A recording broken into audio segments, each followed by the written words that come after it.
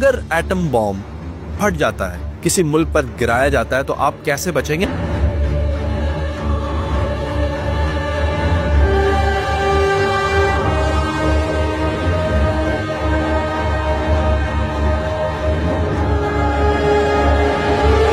आपको बताता चलूं कि इंडिया ने सिविल डिफेंस की मशकें शुरू कर दी हैं। पाकिस्तान की हुकूमत ने अभी तक ऐसे कोई इकदामात नहीं उठाए।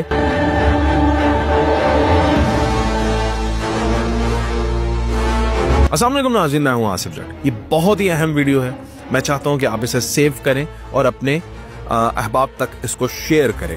अगर एटम बॉम्ब फट जाता है, किसी मुल्क पर गिराया जाता है, तो आप कैसे बचेंगे? आपको बताता चलूं कि इंडिया ने सिविल डिफेंस की मशकें शुरू कर दी हैं। अपनी अवाम के साथ अवाम को एजुकेट कर रहे हैं, सिखाना शुरू कर दिया कि अगर एटम बॉम्ब चलता है तो आप लोगों ने कैसे सरवाइव करना है, जंगी सूरत हाल से सिविलियन लोग कैसे निपट सकते हैं। ये सारी मशकें इंडिया अपने सिविल लोगों को करवा रहा है। पाकिस्तान की हुकूमत ने अभी तक ऐसे कोई इकदामात नहीं उठाए कि सिविल लोगों को यह सिखाया जाए कि जंगी सूरत हाल से कैसे निपटा जाता है और अगर एटम बॉम्ब चलेगा तो उससे कैसे बचा जाएगा। तो आज की वीडियो में मैं आपको ये बताऊंगा कि अगर एटम बॉम्ब चलता है तो आप लोगों ने क्या करना है। मीनवाइल मैं आपको ये भी बताता चलूं, इसराइल के अंदर हर कॉलोनी में, हर आबादी में बंकर्स मौजूद हैं, जहां पे अगर 15,000 की उस इलाके की आबादी है तो 15,000 की कैपेसिटी के बंकर्स हैं, जो कि कंक्रीट, कंसील्ड और कॉम्पैक्ट होते हैं, जिसमें आप अगर पनाह ले लें तो आप पर एटम बॉम्ब का असर नहीं आता। ये डेडली है।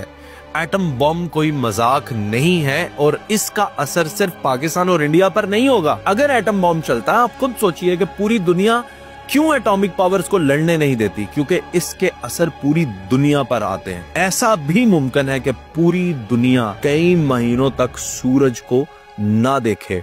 और मैं आपको चंद हकाइक इसके बारे में बताता हूँ। सबसे पहली खबर वो ये है कि आप लोगों ने ये तो सुना है कि एटम बॉम्ब जो है वो आपके दर्जा हरारत को इतना इंक्रीज कर देता है कि 40,000 तक वो लेकर जा सकता है, लेकिन किसी ने आपको ये बताया कि इसके बाद सर्दी का एक तूफान भी आ सकता है, क्योंकि ऐसे काले बादल छाते हैं जो सूरज और जमीन के दरमियान एक दीवार पैदा कर देते हैं और ये दीवार सूरज की किरणों को जमीन तक आने नहीं देती और इतनी डेडली सर्दी होती है कि उस सर्दी से भी लोग मर जाते हैं। जापान में जिन एटम बॉम्ब्स का इस्तेमाल किया गया था, आज के दौर में कोई शक नहीं है कि हर मुल्क उनसे कहीं ज्यादा ताकतवर बॉम्ब रखता है और इस्तेमाल करता है। आइए थोड़ी सी तफसीलात जानते हैं कि ये फंक्शन कैसे करते हैं और चलते कैसे हैं। एटम बॉम्ब रवायती बॉम्ब की तरह जमीन पर गिरने के बाद नहीं फटता, बल्कि एटम बॉम्ब जमीन से कुछ फासला पहले ही फट जाता है और फिर इसके जो पार्टिकल्स होते हैं, जो एटम्स होते हैं, वो उस जगह पर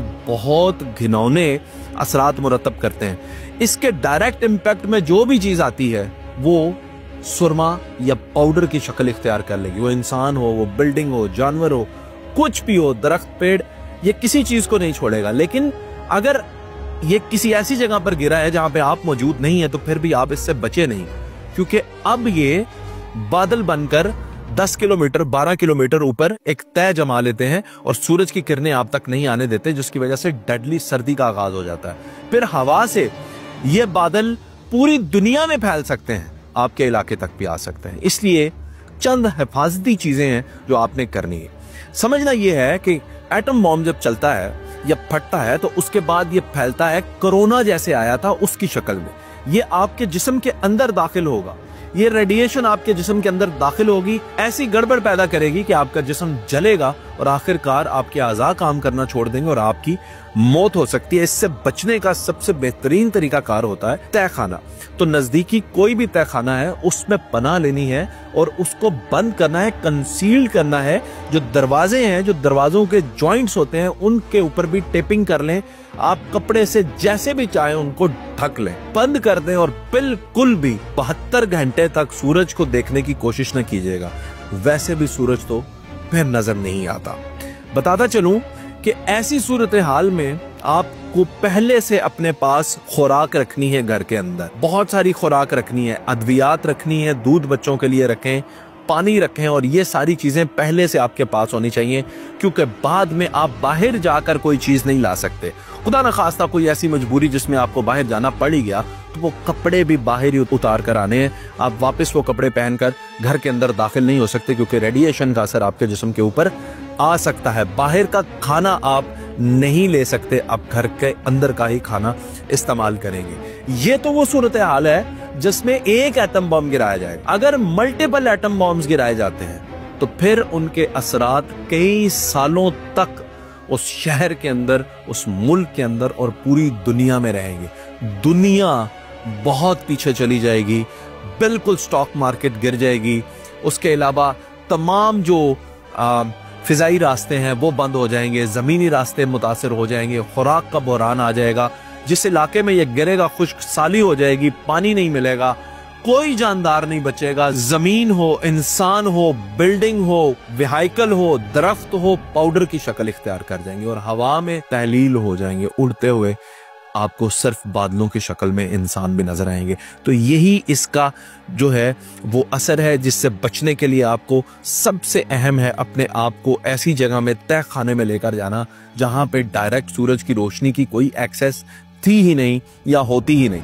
आपको बताता चलूं, ऐसी सूरत हाल में जिंक जो है उसका इस्तेमाल कुव्वत मुदाफियत को बढ़ाता है। विटामिन ए, सी और ई का इस्तेमाल आपके लिए बहुत अच्छा हो सकता है, और पानी ज्यादा से ज्यादा पीना भी आपके लिए फायदेमंद साबित हो सकता है। लेकिन ये सब बातें इंटरनेट से गैदर की गई इंफॉर्मेशंस हैं।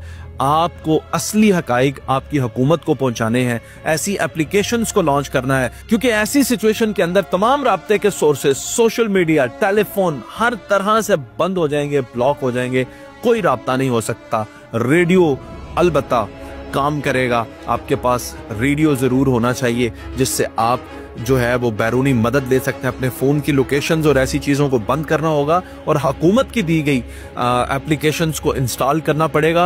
हुकूमत को चाहिए कि इस वक्त होश के नाखुन ले और पाकिस्तान की आवाम को एक्सरसाइजेस करवाए और ट्रेन करे, और इस तरह के बंकर्स जैसा कि इसराइल में मौजूद है, पाकिस्तान के भी हर शहर में, हर मोहल्ले में होने चाहिए, ताकि अगर खुदा न खास्ता एटम बॉम्ब चलता है तो हमें बना लेने के लिए कोई ना कोई जगह तो हमारे पास होनी चाहिए। ये मालूमात मेरे पास मेरी अपनी गैदर की गई हैं, आपको इनसे ज्यादा रिलाई करना है हुकूमत की मालूमात पर, और मुझे बहुत जल्दी उम्मीद है कि हुकूमत आप तक ये मालूमात पहुंचाएगी।